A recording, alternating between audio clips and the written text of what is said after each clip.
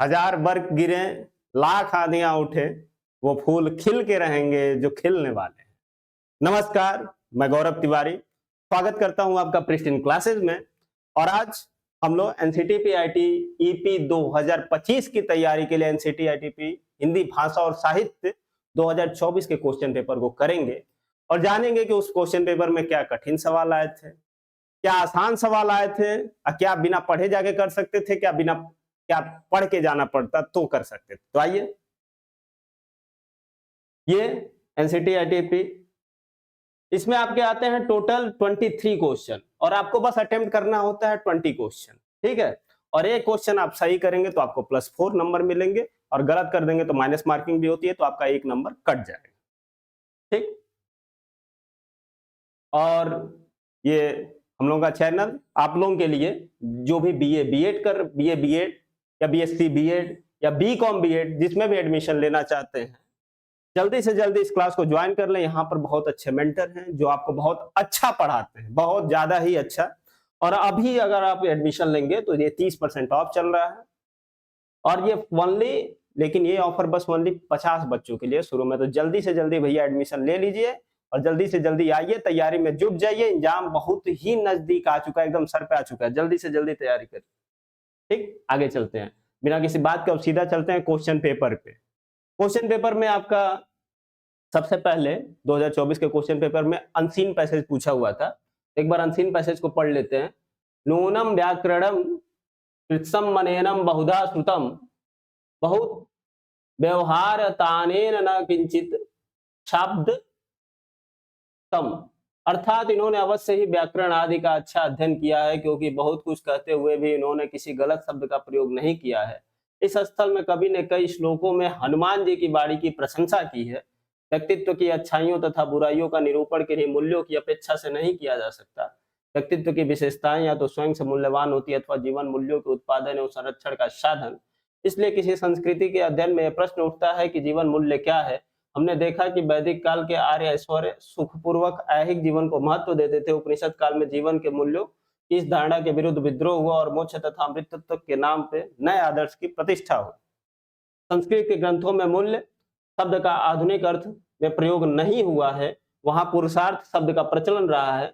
रामायण महाभारत के समय तक, जब तक हमारे देश में 4 पुरुषार्थों की धारणा सुप्रतिष्ठित हुई पाई जाती है, इनमें भी व्याख्या था तथा विवाद के विषय मुख्यतः 3 पुरुषार्थ हैं, अर्थात धर्म, अर्थ और काम। इन तीनों में भी कामना के विषय 2 ही हैं, अर्थात अर्थ और काम। धर्म एक नियामक तत्व है जिसके दायरे में रहते हुए अर्थ और काम का संपादन होना चाहिए। ये था आपका पूरा अनसीन पैसेज जो मैंने आपके लिए पढ़ दिया है। अब इसके आधार पर 4 क्वेश्चन पूछे गए हैं जिनका उत्तर देना, और बहुत ही आसान, बहुत ही सरल क्वेश्चन पूछे गए हैं। देखिए, इनका तुरंत आपको आंसर मिल जाएगा। इसमें क्या पूछा है कि प्रस्तुत गद्यांश के अनुसार पर पुरुषार्थ बताए गए हैं। पुरुषार्थ कितने होते हैं? तो भारतीय संस्कृति में 4 माने गए हैं। लेकिन प्रस्तुत गद्यांश, ये नहीं कि अब आपको पुरुषार्थ मालूम है तो कुछ मार दीजिएगा। इस गद्यांश के आधार पर पुरुषार्थ कितने बताए गए, तो इस गद्यांश के आधार पर पुरुषार्थ कितने बताए गए। इस गद्यांश के आधार पर आप इसको पढ़िए, कहां पे पुरुषार्थ दिया गया था। अभी हम लोगों ने पढ़ा था पुरुषार्थ। इसमें लिखा है व्याख्या तथा विवाद के मुख्यतः 3 पुरुषार्थ हैं। मुख्यतः 3 पुरुषार्थ हैं, यानी इस गद्यांश के आधार पर बस 3 पुरुषार्थ बताया गया। और आगे क्या लिखा है? अर्थात धर्म, अर्थ और काम। यानी कौन कौन है? ये दूसरा विकल्प आपका दिया है, धर्म, अर्थ और काम। इस गद्यांश के आधार पर बस 3 पुरुषार्थ बताए गए हैं, जो हैं धर्म, अर्थ और काम। देखिए कितना आसान सवाल है ये अनसीन पैसेज का। आगे चले। अब इसमें कहा गया महाभारत में किसे नियामक तत्व के रूप में निरूपित किया गया है। अभी हम लोग पढ़े थे, यहाँ पे क्या लिखा है? धर्म एक नियामक तत्व है। और ये कहाँ है? अगर आप इसको पीछे पढ़ेंगे तो ये महाभारत में ही था, ठीक है। इससे ऐसे जाके पीछे जाएंगे, जब सुप्रतिष्ठित हुई पाई जाती है। रामायण महाभारत के समय हमारे देशों में 4 पुरुषार्थों की धारणा सुप्रतिष्ठित हुई पाई जाती है। उसके नीचे आएंगे तो धर्म एक नियामक तत्व है। दूसरे क्वेश्चन का भी बहुत ही आसान क्वेश्चन था ये भी, कि महाभारत में किसे नियामक तत्व के रूप में निरूपित किया गया। नियामक तत्व क्या होता है? नियामक तत्व का होता है, जैसे आप एक, अभी कल ही 2 अक्टूबर था, गांधी जयंती थी।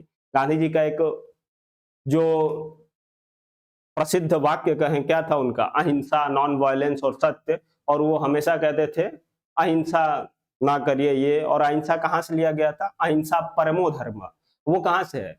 महाभारत से। महाभारत में से कहाँ से है? महाभारत के शांति पर्व से है। लेकिन उस धर्म, उसकी पूरी लाइन क्या है? अहिंसा परमो धर्म, धर्म हिंसा तथैव च। अहिंसा आप करिए, लेकिन अगर धर्म की बारी आई तो उसके लिए हिंसा भी करिए। ये उसकी पूरी लाइन है। तो नियामक तत्व क्या है? नियामक तत्व का मतलब जो निर्धारण करे। ठीक है, धर्म आपका निर्धारण करता है आपके जीवन में मूल्य क्या है। आप कितने धार्मिक हैं तो आपके वैल्यू उतनी बढ़ जाएगी। ठीक, नियामक तत्व के रूप में किसको माना गया था महाभारत में? धर्म को। ये भी क्वेश्चन आसानी था आप लोगों के लिए। अगला, गद्यांश का उचित शीर्षक होगा। अब ये गद्यांश का उचित शीर्षक, यहाँ पे सबके क्वेश्चन के आंसर बदल जाएंगे। यहाँ आपके अनुसार कोई शीर्षक दूसरा लग रहा होगा, मेरे अनुसार कोई दूसरा लग रहा होगा, हो सकता है किसी और के अनुसार कोई दूसरा लग रहा हो, लेकिन सही विकल्प तक हम लोग अप्रोक्सीमेटली पहुंच सकते हैं, लगभग पहुंच सकते हैं। अब इसमें आप इस गद्यांश को अगर थोड़ा सा एनालिसिस करेंगे तो इसमें किस चीज पे ज्यादा जोर दिया गया है? हर जगह मूल्यवान, मूल्यों मूल्यों मूल्यों मूल्यों। यहाँ पे देखिए पूरे गद्यांश में 5 या 6 बार मूल्यों का शब्द का ही प्रयोग आया है। तो महाभारत काल में मूल्य क्या थे, उपनिषद काल में मूल्य क्या थे, वैदिक काल में मूल्य क्या थे, बाद में मूल्य क्या हो गए। तो मेरे हिसाब से इस गद्यांश का जो शीर्षक होना चाहिए कि जीवन के मूल्य या पुरुषार्थ। ये आपका सही विकल्प हो जाएगा। क्वेश्चन नंबर जो भी हो उसका दूसरा ये सही विकल्प है, जीवन के मूल्य या पुरुषार्थ। ठीक है, तीनों क्वेश्चन अभी तक के तीनों क्वेश्चन आसान थे। आगे चलते हैं। संस्कृत ग्रंथों में मूल्य शब्द का प्रचलन किस अर्थ में होता रहा है? संस्कृत ग्रंथों में, यानी संस्कृत ग्रंथ में कौन आते हैं? जैसे उपनिषद संस्कृत में लिखा गया है, महाभारत संस्कृत में लिखा गया है, रामायण संस्कृत में लिखा गया है, रामचरितमानस किस में लिखा गया? वो अवधी में लिखा गया। वाल्मीकि रामायण किस में लिखा गया? संस्कृत में लिखा गया। तो वहां पर अगर मूल्य शब्द आता है तो वो किस अर्थ में है? शब्दों के अनुसार, मतलब भाषा के अनुसार अर्थ बदल जाते हैं। इंग्लिश में उसी भाषा का कुछ शब्द का कोई दूसरा अर्थ होगा, उसी भाषा का कोई दूसरा अर्थ होगा। ठीक है, तो संस्कृत ग्रंथों में पूछा है, तो इसमें हम देखते हैं कि संस्कृत में जो मूल्य आता है वो पुरुषार्थ के रूप में आता है संस्कृत में। इसमें अभी मिल जाएगा आपको। अर्थात इन्होंने अवश्य व्याकरण आदि का अध्ययन किया है। व्यक्तित्व की अच्छाइयों बुराइयों को मूल्य की अपेक्षा व्यक्तित्व स्वयं मूल्यवान होता है। जीवन के मूल्य में संरक्षक को साधन, इसलिए प्रश्न उपनिषद काल में जीवन मूल्य की धारणा मोक्ष अमृतत्व के नाम। संस्कृत ग्रंथों में, यहाँ पे डायरेक्ट का वही पैराग्राफ देखिए, संस्कृत के ग्रंथों में मूल्य शब्द का आधुनिक अर्थ में प्रयोग नहीं हुआ है, वहां पुरुषार्थ शब्द का प्रचलन रहा है। संस्कृत ग्रंथों में मूल्य शब्द का जो अर्थ था वो पुरुषार्थ था। पुरुषार्थ मतलब क्या होता है? जब व्यक्ति, जैसे 4 पुरुषार्थ बताए गए, धर्म, अर्थ, काम, मोक्ष, ये 4 पुरुषार्थ हैं। सबसे पहले आपका धर्म आता है, फिर अर्थ आता है, फिर काम आता है, फिर मोक्ष आता है। 4 आश्रम बताए गए और 4 आश्रमों में हर एक आश्रम में इन पुरुषार्थों को, ऐसे 3 पुरुषार्थ मुख्य माने जाते हैं, धर्म, अर्थ और काम।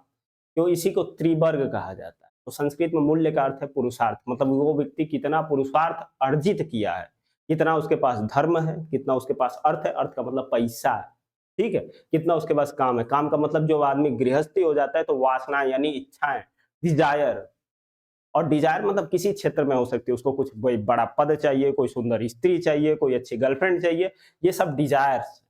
और ये सब जो पूरा करना होता है उसी को कहते हैं काम। काम बस काम वासना नहीं है बस।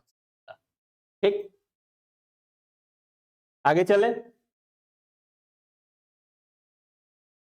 अब देखिए का क्वेश्चन पूछा है कि पेट में दाढ़ी होना मुहावरे का सही अर्थ है।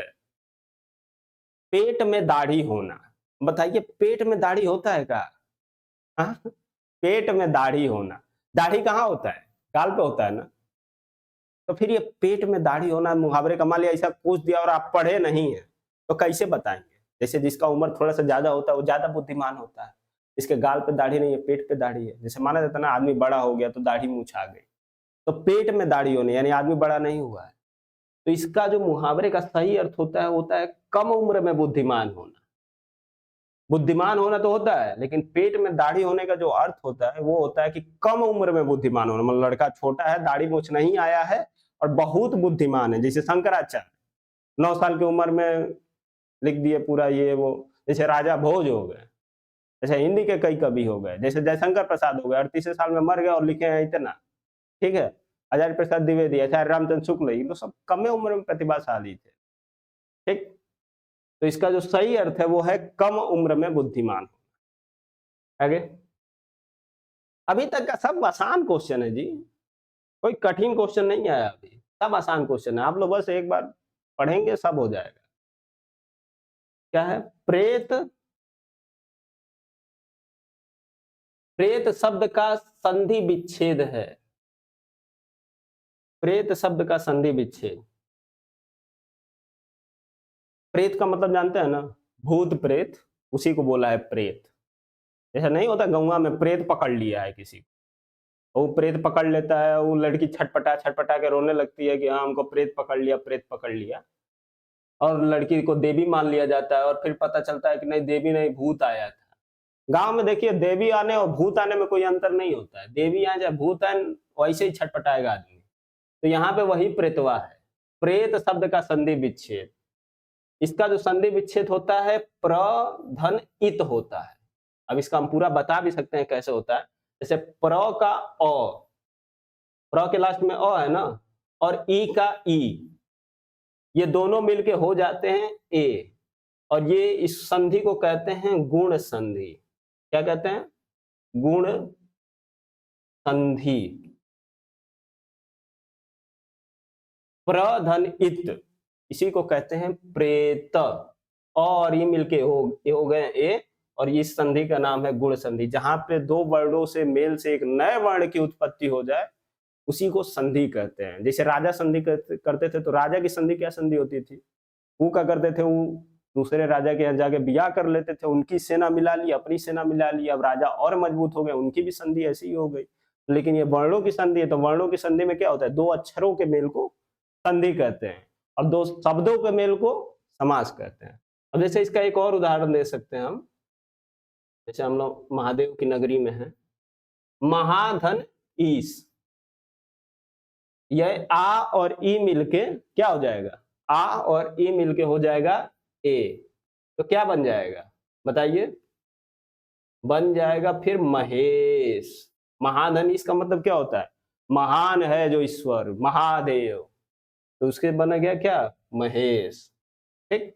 तो इसमें कौन सी संधि हो जाएगी? प्रधनित कहीं दिया है, ये दिया, देखिए चौथा ऑप्शन इसका सही है, प्रधनित प्रेत, ठीक। आगे चलते हैं। निम्नलिखित में से कपड़ा का पर्यायवाची शब्द है, कपड़ा का पर्यायवाची, कपड़ा का पर्यायवाची पूछा है, चीर, पट, वसन, यही सब होता है। तो इसमें क्या दिया है? पट ऑप्शन दिया है। पटसन होता नहीं है, चिरायु होता नहीं, चिरायु का मतलब आशीर्वाद देते हैं, कृपाण का मतलब तलवार होता है, कच्छ कृपाण जो सिख लेके चलते थे, 5 जिनको बोला जाता था उसमें से एक कृपाण आता है। पर्यायवाची शब्द, तो इसमें कपड़ा का पर्यायवाची एक ही है, पट है, पट का मतलब धागा होता है, धागा से कपड़ा बनता है, इसलिए धागा को भी कपड़ा बोल देते, पट बोल देते हैं, तंतु पट, तंतु पट, इसका कई उदाहरण है, ठीक। अभी तक सब क्वेश्चन आसान पूछे गए अभी तक। संस्कृत इस शब्द में कौन सा उपसर्ग सम्मिलित है? ये क्वेश्चन आपका कहां से है? उपसर्ग से है। उपसर्ग क्या होता है? जो शब्द के पहले जुड़ा हो, और प्रत्यय क्या होता है? जो शब्द के बाद में जुड़ा हो। तो संस्कृत इस शब्द में कौन सा उपसर्ग है? तो इस शब्द में आपका उपसर्ग जो है वो है सम, सम उपसर्ग से बना है संस्कृत, सम धन कृत, तो ये सम उपसर्ग से बना है। आगे चलें। निम्नलिखित शब्दों में अथ का विलोम शब्द है। एक विलोम से भी क्वेश्चन पूछ लिया, हालांकि इसके पहले वाले पीपीटी में आपसे बताए थे कि यहाँ से क्वेश्चन पूछा है, वहां से क्वेश्चन पूछा है। जो लोग पीछे वाला वीडियो देखे होंगे वो लोग जान रहे होंगे कि हाँ यहाँ से क्वेश्चन पूछा। अभी 2024 का क्वेश्चन करा रहे हैं, इसके बाद हम लोग 2023 का क्वेश्चन लाएंगे हिंदी का, उसमें भी आसान क्वेश्चन है, बस आप लोग जुड़े रहिएगा। तो आगे चलते हैं, क्वेश्चन करते हैं। निम्नलिखित शब्दों में अथ का विलोम शब्द है। अथ का विलोम शब्द, अथ का मतलब क्या होता है? अथ का मतलब होता है, अथ का जो अर्थ होता है प्रारंभ होता है। अथ का मतलब होता है प्रारंभ। अथ एक संस्कृत शब्द है, जैसे संस्कृत के कई ग्रंथों में आप देख लेंगे वहां का व्याकरण का ग्रंथ शुरू होता है तो अथ शब्दानुशासन, मतलब अब शब्दानुशासन का प्रारंभ है। शब्दानुशासन का मतलब शब्द पे जो शासन करता है, शब्द पे कौन शासन करता है? तो व्याकरण शासन करता है। तो अब व्याकरण ग्रंथों का जो प्रारंभ होता है तो उसमें लिखा होता है अथ शब्दानुशासन, अथा तो धर्म जिज्ञासा, ठीक। तो अर्थ का जो विलोम होगा वो क्या होगा? अंत होगा। तो अंत को संस्कृत में क्या बोलते हैं? इति बोलते हैं, उसी को कहते हैं इति। तो अर्थ का यहाँ पे विलोम जो होगा वो होगा इति। स्मृति होगा नहीं, अर्थ होगा नहीं, अनर्थ होगा नहीं, ठीक। ये क्वेश्चन हिंदी का ही है लेकिन वो तत्सम शब्द से पूछ दिया है, संस्कृत शब्दों से पूछ दिया है विलोम। निम्नलिखित शब्दों में से, देखिए तत्सम की बात कर रहे थे और तत्सम तद्भव आ भी गया। निम्नलिखित शब्दों में तत्सम तद्भव जोड़े की सही पहचान कीजिए। क्वेश्चन को हमेशा ध्यान से पढ़िए।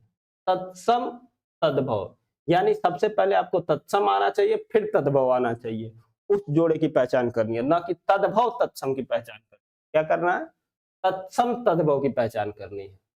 तो तत्सम का मतलब क्या होता है? तत्सम का मतलब वो होता है जो संस्कृत के वैसे शब्द जो जैसे के तैसे इसमें हिंदी में आ गए, उन शब्दों को तत्सम कहते हैं।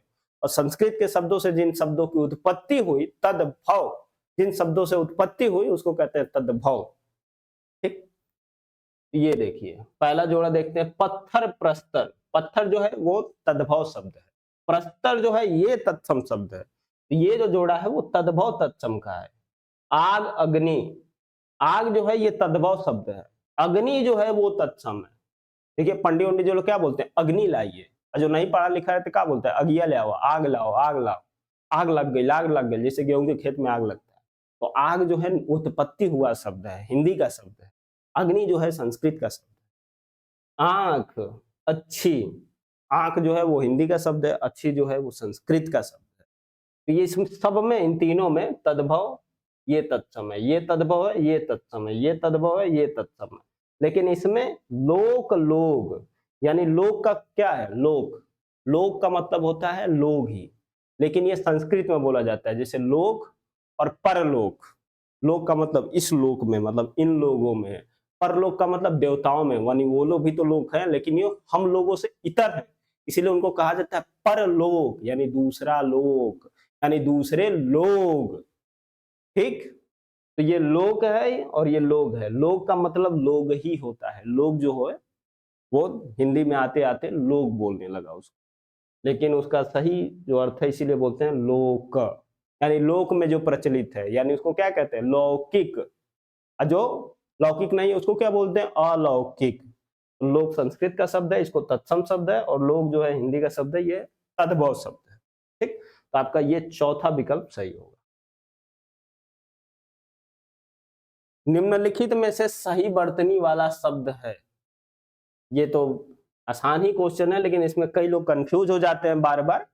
इसमें से जो सही वर्तनी कवित्री की है ये दूसरे नंबर वाली है, कवयित्री। कवित्री क्या है? जैसे कवि होता है उसी का स्त्रीलिंग होता है कवयित्री। दूसरा विकल्प आपका सही हो जाएगा। जो मांस नहीं खाता, जो मांस नहीं खाता, वाक्य के लिए एक शब्द का चयन कीजिए। शाकाहारी, शाकाहारी का मतलब क्या होता है? ये भी तो मांस नहीं खाता, लेकिन ये एक वाक्य नहीं है। शाकाहारी का मतलब होता है जो शाकाहार करता है, ठीक है। मतलब जो साग सब्जियां खाता है उसको कहते हैं शाकाहारी। मांसाहारी का मतलब जो मांस खाता है उसको कहते हैं मांसाहारी। सामिश, सामिश का मतलब होता है, सामिश का कोई मतलब नहीं होता है, मतलब होता है आमिष का। इसका मतलब होता है आमिष का। आमिष का मतलब होता है मांस, और जो मांस नहीं खाता उसको कहते हैं निरामिष, ठीक। तो इसका जो सही आंसर होगा वो होगा चौथा नंबर आपका, निरामिष। आगे चलो। अधजल गगरी छलकत जाए, लोकोक्ति का अर्थ होगा। इसकी लोकोक्ति, जो पूरी लोकोक्ति है क्या है? अधगर गगरी छलकत जाए, भरी गगरिया चुप्पे जाए। मतलब जो कम जानता है बड़ा कूदता है। जैसे देखिएगा आपके क्लास में जो लोग कम जानते होंगे, हाँ सर, हाँ सर, हाँ sir, yes sir, yes sir करते रहते हैं हमेशा। तो ये अधगर गगरिया जो जानता रहता है चुपचाप बैंक बेंचर की तरफ पीछे एकदम पड़ा रहेगा। एकदम ऐसे उठेगा मोबाइल और उससे कोई क्वेश्चन पूछेगा फिर बता देगा, सब टीचर उचर हो जाएंगे, ये तो एक नंबर का आवारा था, इतना कैसे जानता है। तो फिर गांव में अल्लाह होगा, अरे रतिया रतिया भर पढ़ता है। तो जो पढ़े लिखे रहते हैं वो आवारों की तरह ही घूमते हैं। जैसे विद्वान लोग को देखिए, कोई जानते हैं, आप जानते हैं कौन पद्मश्री है, कौन पद्म विभूषण है, कौन क्या है, नहीं जानते हैं। लेकिन आप देखिए हर अनपढ़ नेता को जानते हैं, हर अनपढ़ नेता की स्पीच जानते हैं। आप क्या किसी वीसी की स्पीच याद है आपको? वाइस चांसलर की स्पीच याद है? नहीं याद है। लेकिन पढ़ा लिखा कौन है? वही है। किसी आईएएस की स्पीच याद है? नहीं याद है। लेकिन पढ़ा लिखा कौन है? वही है। लेकिन हर नेता की स्पीच याद है, लेकिन वो पढ़े लिखे हैं सब, उनकी स्पीच तो खुद दूसरा कौन लिखता है, ठीक है। लेकिन उन्हीं सबका पहचान ज्यादा है। तो अधजल गगरी छलकत जाए, जो भी कम लिखा, कम पढ़ा लिखा होता है या कम जानता है जिस क्षेत्र में, उस क्षेत्र में वो ज्यादा कूदता है। इसी का यानी इसका मतलब है अधूरा ज्ञान होने पर डींगे हाँकना। मतलब हमारा यहाँ परिचय, हमारा वहाँ परिचय, हमारा वहाँ परिचय, पर पता चला पकड़ा गए, खुदे 100 रुपया फाइन दे रहे हैं, ठीक है। अधगल गगरी छलकत जाए, अधूरा ज्ञान होने पर डींगे हाँकना, इसका अर्थ है। ये लोकोक्ति प्रचलित है। लोकोक्ति का मतलब क्या होता है? अभी लोक का मतलब समझे थे। लोकोक्ति का मतलब लोक की उक्ति, जो लोक में प्रचलित हो। लोक में प्रचलित हो का मतलब क्या? जो लोगों में प्रचलित हो, उसको कहते हैं लोकोक्ति। निम्नलिखित में से संयुक्त क्रिया का भेद नहीं है। संयुक्त क्रिया क्या होती है? देखिए, क्रिया से क्वेश्चन पूछ लिया। संयुक्त क्रिया दो या दो क्रियाओं से मिलकर जो बनती है उसको कहते हैं संयुक्त क्रिया, जिसमें दो क्रियाओं का योग हो। जैसे मैंने पत्र लिख दिया है,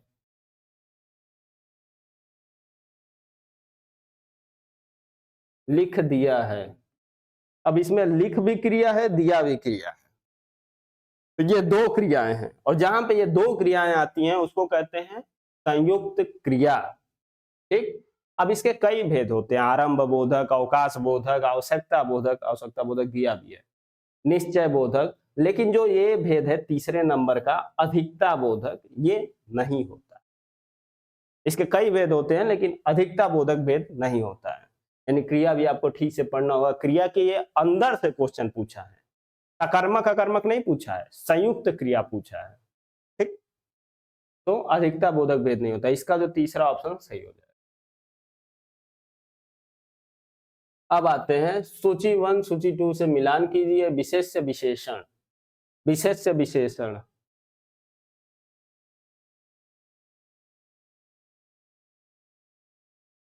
ये तो आसान क्वेश्चन पूछा है। सभा का आप मिला देंगे सभ्य से, जहां सभ्य लोग रहते हैं वहां सभा होती है। मथुरा का मिला देंगे माथुर से, तालु का मिला देंगे तालव्य से, मूल का मिला देंगे मौलिक से। यानी पहले का तीसरा, पहले का तीसरा कौन है? तो ये ऑप्शन नंबर चौथा सही हो जाएगा। सभा मतलब जहाँ पे सभ्य लोग रहते हैं। तालु का मतलब जो तालव्य से बोला जाता है, जैसे ईचू ये नाम तालु, ई च, ये सब तालव्य से बोला जाता है। तो जो तालु है वो तालु हो गया। मूल, जहाँ पे मूल है उसी को कहते हैं मौलिक। तो ये आपका आसान क्वेश्चन हो गया। डायरेक्ट दिख रहा था, मूल दिख रहा था, मौलिक से मिला लें, तालु दिख रहा है तालव्य से मिला लें, मथुरा दिख रहा है माथुर से मिला लें, सभा दिख रहा है सब, ठीक है। वाग युद्ध शब्द में कौन सा समास है? वाग युद्ध शब्द, वाग युद्ध शब्द में जो समास है वो है तत्पुरुष समास। द्विगु समास संख्यावाचक होता है। द्वंद्व समास वो होता है जिसमें माता पिता भाई बहन ऐसे समास जो होते हैं उसको कहते हैं द्वंद्व समास, ठीक है। कर्मधारय समास इसी का भेद है। फिर क्या है, नीचे दो कथन दिए गए हैं। किसी व्यक्ति वस्तु के स्थान के नाम को संज्ञा कहते हैं, सही है भाई। कथन वाला क्वेश्चन भी पूछ दिया है, अच्छा किया। संज्ञा की विशेषता बताने वाले शब्द को सर्वनाम कहा जाता है, गलत है। क्या कहा जाता है संज्ञा की विशेषता बताने वाले शब्द? विशेषण कहा जाता है। यानी पहला कथन सही है और दूसरा गलत है। तो पहला कथन सही है, दूसरा गलत। ये आपका तीसरा विकल्प सही हो जाएगा, ठीक। रेज रेज राशि राशि हंसी हंसी में कौन सा अलंकार है? रेज रेज राशि राशि हंसी हंसी में कौन सा अलंकार है? तो आपने एक अनुप्रास अलंकार पढ़ा ही होगा। इसका हर जगह यही अनुप्रास अलंकार है। हर जगह चारु चंद्र की चंचल किरणें खेल रही हैं जल थल में। जहां पर एक ही वर्ण की आवृत्ति बार बार हो, जैसे र की आवृत्ति बार बार हुई है ना, ह की आवृत्ति बार बार हुई है ना, तो जहां पर एक ही वर्ण की आवृत्ति बार बार हो वहां पर अनुप्रास अलंकार होता है। जैसे तरनी तनुजा तट तमाल तरुवर बहु छाए, जैसे तो ही बड़ की आवृत्ति हो गई। चारु चंद्र की चंचल किरणें खेल रही हैं जल थल में, तो यहाँ पे चौवर्ण की आवृत्ति हो गई। यहाँ पे रीझ रीझ रहसी रहसी हंसी हंसी, यानी रौवर्ण की आवृत्ति हो गई। तो यहाँ पे कौन सा अलंकार हो जाएगा? अनुप्रास अलंकार। ठीक। शब्द नौढ़ा का संधि विच्छेद, देखिए संधि विच्छेद से दूसरा क्वेश्चन आ रहा है, यानी संधि विच्छेद आपका इंपॉर्टेंट टॉपिक है। नौ ओढ़ा, नौ ओढ़ा, इसको लिखिए नौ धन ऊढ़ा, ये ऑप्शन आपका सही हो जाएगा। नौ धन ऊढ़ा, यानी इसका अ मिलाइए और इसका उ मिलाइए, ये बन जाएगा अ और उ मिला के ओ।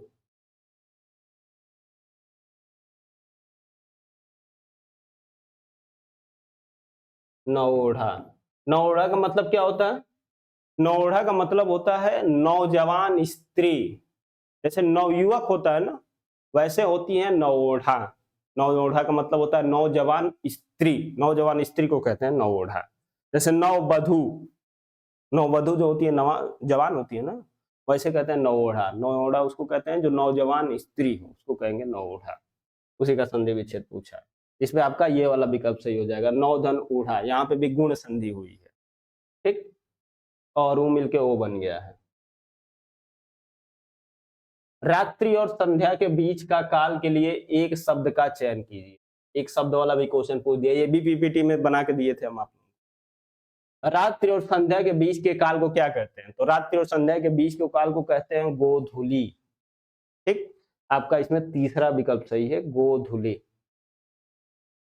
आगे चलें। समासिक पद प्रत्युपकार में कौन सा समास है? प्रत्युपकार का अगर संधि विच्छेद करेंगे तो क्या आएगा? प्रति धन उपकार। प्रति क्या है? एक अव्यय पद है, और जहां भी अव्यय पद होता है वहां पे जो समास होता है उसको कहते हैं अव्ययी भाव। ठीक है, उपकार के प्रति, तो यहां पे समास हो जाएगा अव्ययी भाव।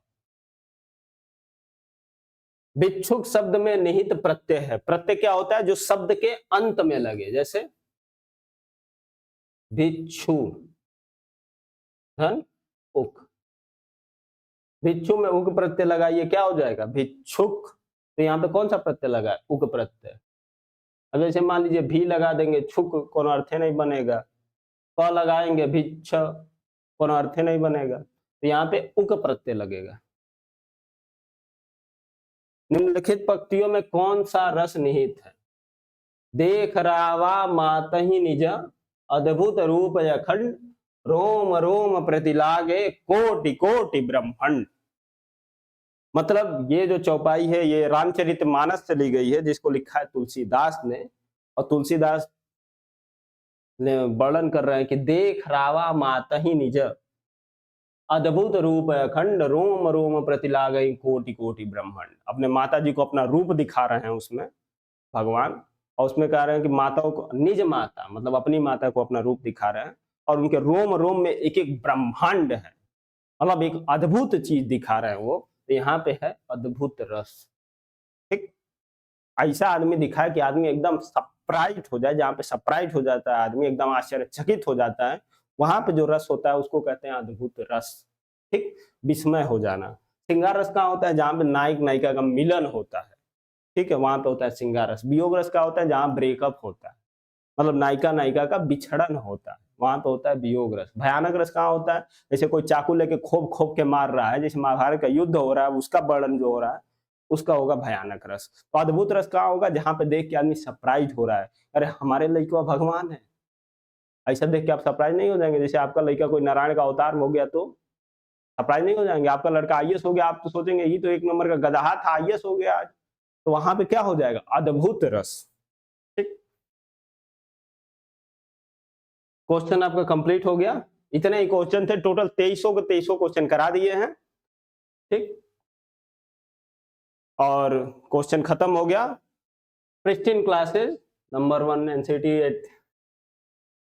अभी तक जो लोग भी एडमिशन नहीं लिए हैं, मैं सबसे हाथ जोड़ के करबद्ध निवेदन करता हूं कि इस कोर्स में एडमिशन जल्दी से जल्दी ले लीजिए, और 30% ऑफ है आपका ओनली सबसे पहले जो 50 लोग आएंगे उनका 30% ऑफ है। तो जल्दी से जल्दी एडमिशन ले लीजिए। 2024 का क्वेश्चन आपको करा दिया गया और अगला वीडियो 2023 का क्वेश्चन का आएगा। ठीक है, नमस्कार।